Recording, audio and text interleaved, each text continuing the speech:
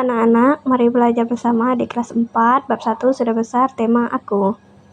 Bersama saya, Yohana, dari kelas A13. Tak terasa, kalian sudah semakin besar, sekarang sudah kelas 4 loh. Perhatikan teman-teman kalian sekelas ataupun yang di sekeliling kalian. Ada yang berubah, ada yang tidak. Ada perubahan fisik yang terlihat maupun tidak terlihat. Nah, contohnya perubahan fisik yang terlihat, ada yang badannya makin tinggi atau ada rambutnya yang makin panjang. Selain contoh di atas, apakah kalian punya contoh lainnya? Ada pula perubahan fisik yang tidak terlihat. Nah, contohnya tuh, ada yang sudah bisa menyiapkan sarapan sendiri. Ayo, angkat tangannya. Siapa yang sudah bisa membuat sarapan sendiri? Atau masih dibuatkan ibu? Atau ada yang sudah lebih percaya diri nih? Ada yang berani berbicara di depan kelas contohnya?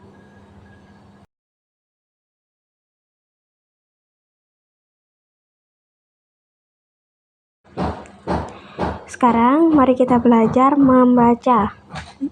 Mari kita baca bacaan yang berjudul Tak Muat Lagi. Lala baru saja pulang sekolah. Cuaca panas yang membuatnya buru-buru masuk rumah. Segelas air dingin itulah yang diinginkannya. Kakak pasti haus. Ini minum dulu. Kiki menyodorkan segelas air. Adiknya itu memang baik. Wah, terima kasih, Kak. Lala menghentikan ucapannya begitu melihat baju yang dipakai Kiki. Itu baju biru polka dot favoritnya. Kenapa kamu memakai bajuku? Lalu Lala bertanya dengan kesal. Kata ibu, baju ini untukku. Kakak kan sudah tidak pernah memakainya. Jawab Kiki bingung. Tidak pernah kupakai bukan berarti boleh diambil. Lala mulai marah. Ayo ganti bajumu.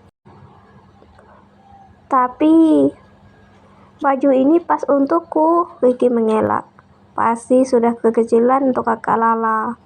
Tidak, ini bajuku, bukan bajumu, Lala berkeras.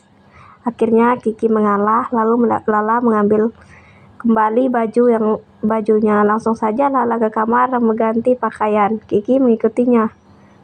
Masih cukup. Lala berdiri di depan cermin. Kenapa belakang ini aku tidak pernah memakainya ya? Lala terus matuti dirinya. Awalnya tidak ada masalah, tetapi lama-kelama Lala merasa gerah. Dia juga sulit bernapas dengan lega, kulitnya mulai terasa gatal. Lala melihat bayangan dirinya di Kiki di cermin. Ternyata Lala memang sudah besar, dia sudah tak cocok lagi memakai baju itu. Ya, nanti kita minta tolong ibu menjahit baju ini, katanya. Kemudian Lala menambahkan, nanti baju ini buat kamu saja. Yang benar, Kak. Hore, teriak Kiki senang. Lala mengangguk pelan. Ya, untukmu saja. Terima kasih. Kiki langsung memeluk kakaknya. Sampaikan kembali cerita Tak Muat Lagi dalam 3 kalimat buatanmu sendiri. Kiki memakai baju Lala. Kata Lala, Kak Lala marah dan menyuruh Kiki melepas baju itu. Saat baju itu dipakai, Kak Lala tiba-tiba sobek karena kekecilan. Nah, di sini ada yang tahu mengapa Lala kesal pada Kiki? Jawabannya, Lala kesal kepada Kiki karena Kiki memakai baju polka dot milik Lala. Apakah kalian juga punya adik? Bagaimana perasaan kalian jika barang kalian diminta adik? Bayangkan diri kalian sebagai Kiki, bagaimana perasaan kalian jika memiliki kakak seperti Lala? Nah, sekarang kita akan belajar tentang kalimat transitif dan intransitif. Setelah kita membaca cerita yang berjudul Tak Muat Lagi. Kalian tentu ingat unsur-unsur yang membentuk sebuah kalimat. Itu terdiri dari subjek, predikat, objek, dan keterangan. Nah, biasanya keempat ini disingkat menjadi SPOK. S-P-O-K. Ada kalimat yang hanya terdiri atas subjek dan predikat, ada pula kalimat yang memerlukan objek. Mari kita belajar bersama-sama.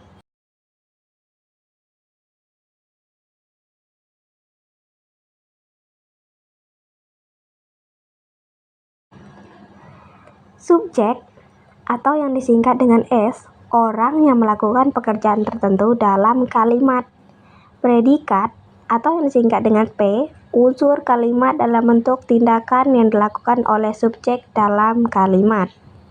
Dan objek yang disingkat dengan O, unsur kalimat yang digambarkan sebagai sesuatu yang tunduk pada tindakan atau aktivitas subjek. Dan keterangan atau K, keterangan waktu, tempat, cara, tujuan, dan alat. Nah, anak-anak diingat baik-baik ya. Menurut buku Modul Pembelajaran Bahasa dan Sastra Indonesia oleh Kemendikbud, kalimat transitif adalah kalimat yang predikatnya membutuhkan objek. Kalimat ini juga mengandung kata kerja transitif. Sebagai contohnya, kalimat transitif, ibu menanam bunga mawar di halaman rumah.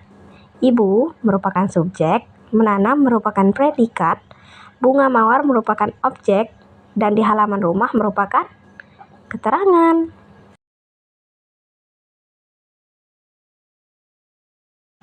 Lalu selanjutnya, Dito merupakan subjek, dan tertidur merupakan predikat. Di kamar merupakan keterangan.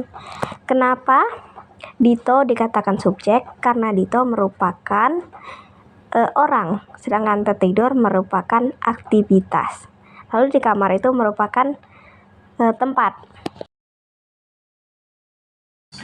Nah, setelah kita mengetahui dan mempelajarinya, sekarang anak-anak coba kerjakan soal berikut. Ayah merupakan apa, bekerja merupakan apa, dan di kantor merupakan apa. Nah, selanjutnya kalimat intransitif disebut juga dengan tak atau transitif. Adalah kalimat yang tidak memiliki objek, ditandai dengan predikat verba berawal dari men atau ber. Juga verba yang tidak perawalan termasuk verba aktif. Contoh kalimat intransitif pola subjek predikat. Nah, di sini kalimat intransitif yang tidak menggunakan pelengkap. Adik tidur. Adik merupakan subjek, tidur merupakan predikat. Nah, contoh kedua, kucing mengeong. Kucing merupakan subjek, mengeong merupakan predikat. Sedangkan ini contoh dari kalimat intransitif yang menggunakan kata pelengkap. Tentunya masih ada subjek, predikat, hanya saja ditambah dengan kata pelengkap. Dia menjadi arsitek. Nah, ini contohnya. Dia merupakan subjek, menjadi merupakan predikat, dan arsitek merupakan pelengkapnya. Wajahnya terlihat pucat. Wajahnya merupakan subjek, terlihat merupakan predikat, dan pucat merupakan pelengkap. Setelah kita mempelajarinya, sekarang kita coba membuat 5 contoh kalimat intransitif dan 5 contoh kalimat transitif. Anak-anak masih ingat bukan? Apa perbedaan kalimat transitif dan kalimat transitif? Selamat mencoba ya anak-anak. Jika belum memahami atau belum mengerti materi, bisa bertanya kepada guru. Terima kasih sudah menonton video ini. Semoga bermanfaat untuk kalian semua. Terima kasih. Sampai jumpa di video selanjutnya.